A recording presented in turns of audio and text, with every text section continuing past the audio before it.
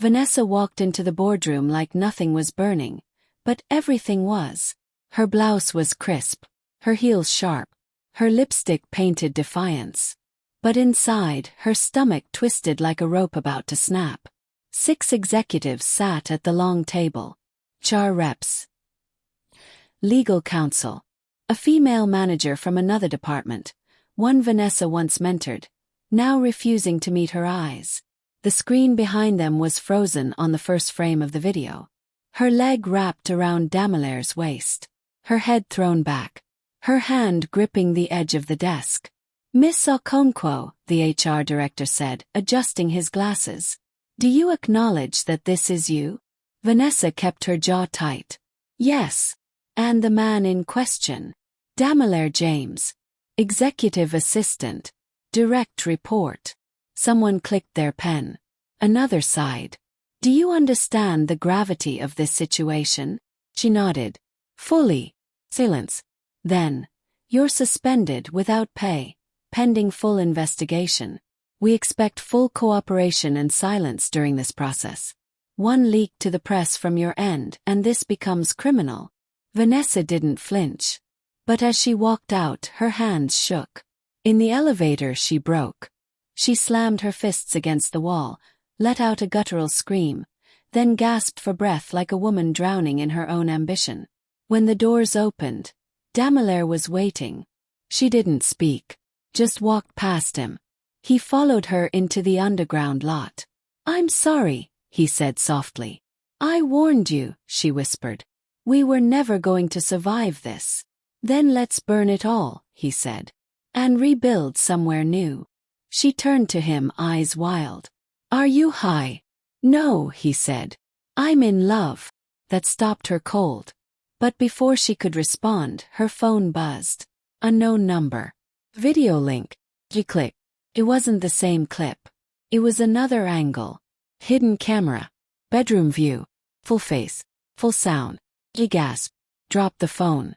Her voice broke. "There's more." Damelaire picked up the phone. His eyes widened. "Who's doing this?" Vanessa's face went pale. "Someone wants to end me. For real."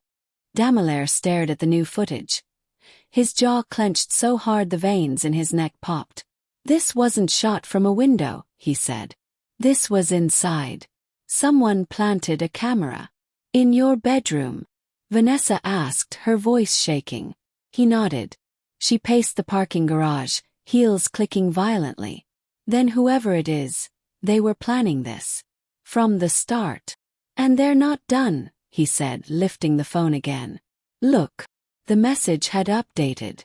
"Want me to leak this one too, sweetheart? Or would you prefer to pay for my silence?" Attached was a bank account. "Oh sure." Vanessa's world spun. This wasn't just gossip anymore, it was extortion. She leaned against the car, breathing hard, lips trembling. Damelaire stepped close. "Look at me." She refused. He placed a hand on her waist. "I will fix this." "How?" she snapped. "Your face is all over it. My career is ash. And someone has us both by the throat." His other hand slid up her arm. "I didn't come into your life to destroy it, Vanessa. Then why does it feel like I'm falling apart?" "Because falling in love with me was never going to be safe." And then, like fire finding gasoline, they kissed. Hard. Reckless. She opened the back seat door, pulled him inside. His hands were on her thighs, pushing her skirt up. Hers were tangled in his shirt, ripping buttons. "This is crazy," she gasped as his mouth trailed down her neck.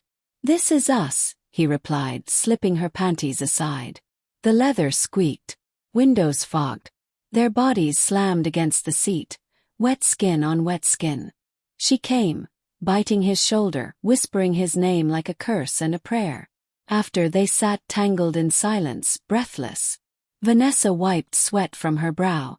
"We need to find who's behind this." Damelaire nodded. "But first," he said, staring at her with new fire, "I need to make sure the next video is ours. On our terms." Vanessa sat cross-legged on Damelaire's bed, barefaced, hoodie drowning her curves, laptop open and glowing. The video still played on loop. Every moan, every shudder, every angle. She wanted to puke. Pause it again, she said. Damelaire tapped the spacebar. He pointed. There. That red dot. Above your mirror. His brows furrowed. Smoke detector. No. That's a camera. I've seen that tiny pinhole wireless transmission. Someone knew exactly where to place it. He cursed under his breath. So whoever planted it had access to my apartment. Or your building, she said. Cleaner. Neighbor. Maintenance. The realization hit them both at once. This wasn't random. This was premeditated. Vanessa stood and began pacing. Someone's watching us. Studying. Waiting to drop the next clip. Damelaire leaned against the wall. We need to trace the payment demand. Bank logs, crypto trail, IP addresses. Vanessa nodded. We don't go to the police. Not yet.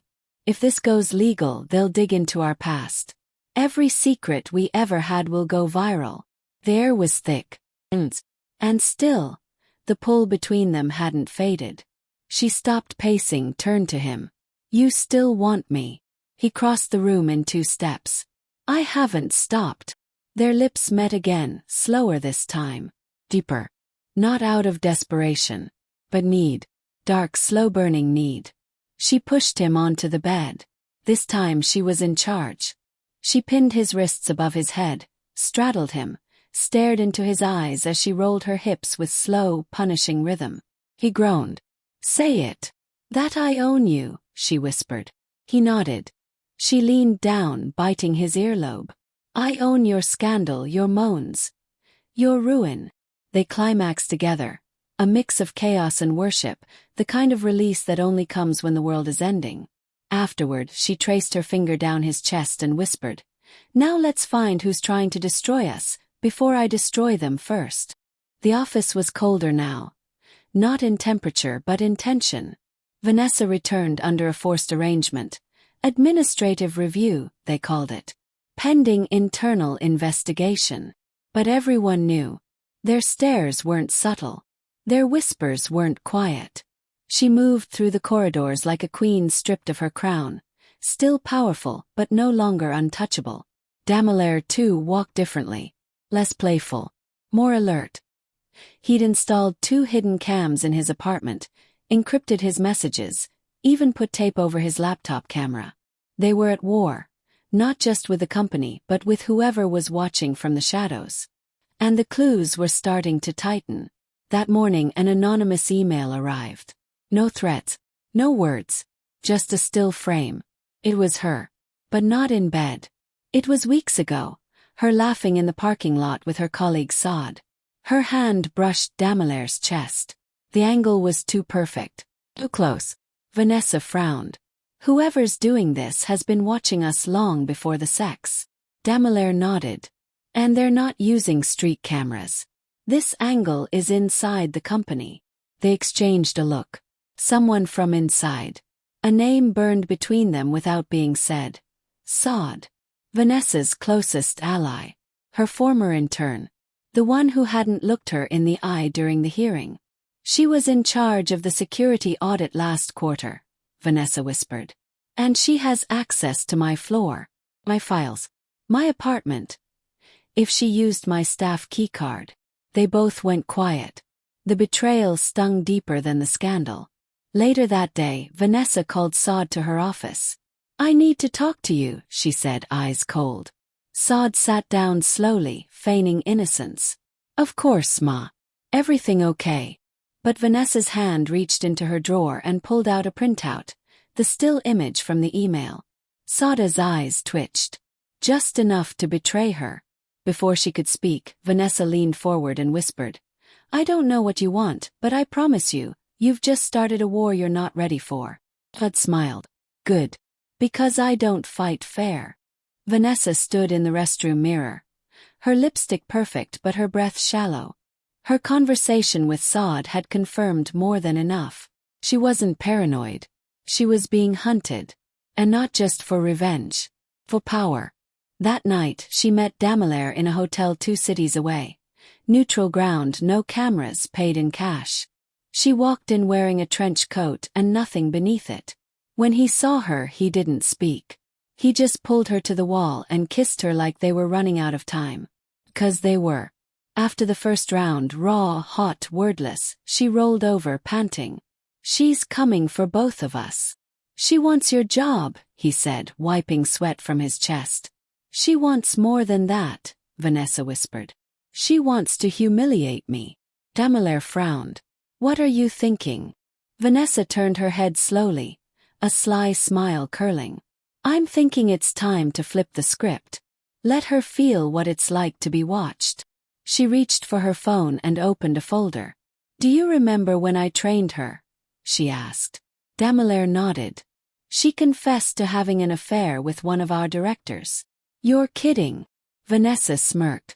"She sent me proof back then. Receipts, voice notes, bed selfies. I never used them." Dammler leaned in. "But now, Vanessa said, straddling him again, "I'm going to destroy her the same way she tried to destroy me. In private, in public, and in bed." Dammler groaned as she moved against him, slowly grinding until his moans returned. "You're turning this into war," he gasped. "No," she whispered. "This was always war. I'm just done losing." She slid down his body and took him fully in her mouth. Slow, deliberate, punishing. He arched, fists clenched, gasping her name again and again. When she finished, she wiped her lips and stood. "Send her the first photo," she said. Dammler grinned and clicked send. The moment the photo hit Sada's inbox, everything shifted. It wasn't just any image. It was her, half-dressed, sprawled across a hotel bed, lips pressed to a very married director's chest. The timestamp, the hotel logo in the corner, and her naked ring finger said everything. 1 minute later, Vanessa's phone rang. She didn't answer. Let her panic, she thought. Let her squirm like I did. That evening, Vanessa walked into her apartment in silk, no bra, wine in hand, and found Dammler waiting, shirtless on the couch, laptop open, lips tilted in a devilish grin. "She called 6 times, he said. "Let her keep dialing. She threatened legal action." Vanessa chuckled. "With what?" "Her bare ass and someone else's husband." But before they could celebrate, Dammler's screen blinked. New video. This time it wasn't sex. It was a full recording of Vanessa's disciplinary hearing. Leak. With audio. Her voice. Her confession. Name. Posted anonymously on a gossip blog, and already going viral. Her wine glass slipped.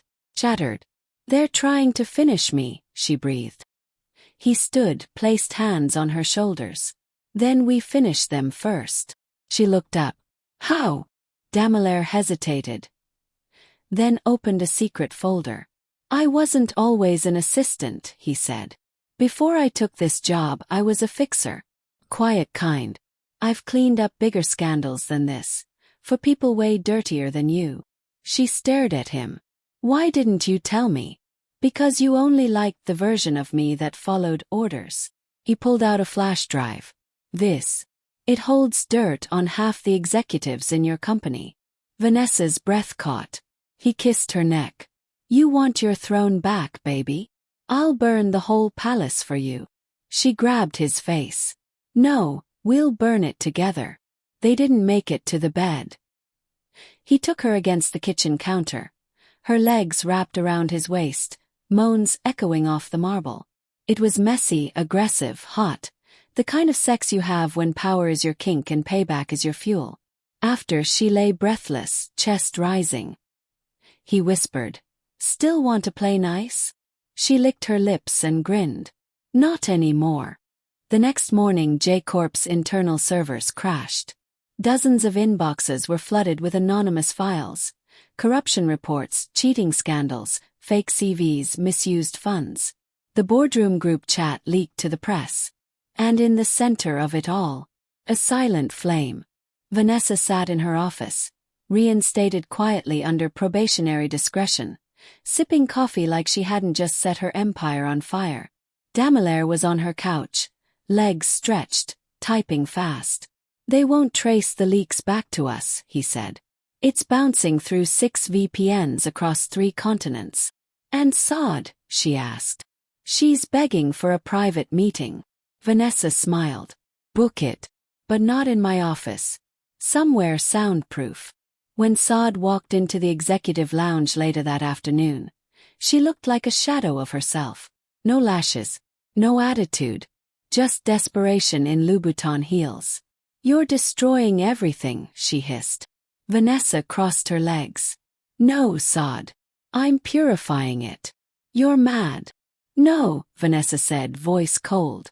I'm finally free. Saad slammed a file on the table. You think you've won.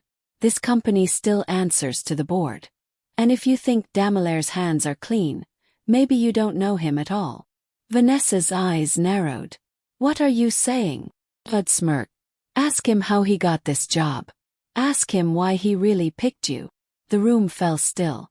Later, at Damelaire's apartment, Vanessa stood by the window, arms folded. You were a fixer. But why me? He stepped behind her, placed hands on her waist. I saw you. Before the job. You were giving a keynote speech. Fierce. Untouchable. I wanted you. Is that all? She asked. He hesitated. Vanessa turned to face him. Who hired you, Damelaire? Silence. Then he whispered. Your ex. She blinked. Chief Obiora, he said. He paid me to work here. To seduce you. To break you down after you dumped him and ruined his political plans. Vanessa's world tilted. But I fell for you, Damelaire said quickly. None of this was supposed to happen. I never meant to. She slapped him. Hard. Then whispered. Undress. He paused. Now. And when he did, she stepped out of her heels and dropped to her knees. Not out of submission, but to punish him in the only language he truly understood. Afterward, breathless, he tried to hold her. She slipped from his grip. You think I'm done? She said, eyes blazing. No, Damelaire. You were just my warm-up. The board meeting was private. But not silent. Voices clashed. Papers flew. Someone screamed. And at the center of the storm sat Vanessa Okonkwo. Legs crossed, hair sleek, eyes molten. Across the table, Chief Obiora glared. His voice thundered. You think you can ruin me with a little scandal? She smiled sweetly. I don't need scandal. Just truth. She slid a folder across the table. Bank records. A burner phone log. An assigned contract. Proof of the fixer agreement between Chief Obiora and Damelaire James. Proof that he orchestrated the seduction. The cameras. The leaks. All to bring Vanessa to her knees. The room fell into stunned silence. You used me, Vanessa said, staring directly at Obiora. But you forgot, I don't kneel. And what about the boy toy you were sleeping with? Obiora hissed. You think he's innocent. Vanessa didn't blink. No, he was a weapon. You handed him to me. I just learned how to aim. From behind her, Damelaire stepped into view, dressed in a tailored suit, face unreadable. I quit, he said to the room. But not before leaking every dirty deal you ever signed. The phones buzzed. News alerts exploded. Obiora scandal breaks internet. J-Corp chairman under investigation. Back in her office, Vanessa poured herself whiskey. No ice. Damelaire walked in. Quiet. Careful. I didn't mean to fall, he said. But I did. For you. She looked at him. I wanted to hate you, she whispered. Then why am I still here? She walked to him slowly, unbuttoned his shirt, placed her palm on his chest. Because somewhere between betrayal and climax, you became mine. It kissed. But it wasn't desperate this time. It was final, powerful, honest. Later she straddled him in her chair, the same desk where it all began. And when he entered her again, slow, deep, perfect, she whispered against his lips. You may have come to ruin me, but now you rise with me.